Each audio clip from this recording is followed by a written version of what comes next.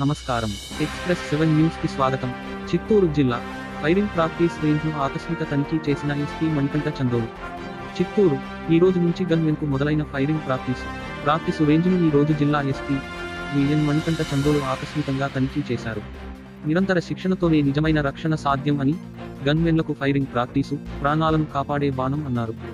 శిక్షణలో నిరంతర శ్రద్ధ, ప్రాక్టీసులో ప్రావీణ్యం ఈ 2 గుణాలు గన్‌మెన్ అసలైన ఆయుధాలు అన్నారు. స్వయంగా ఎస్పీ కాల్పులు జరిపి చూపించారు.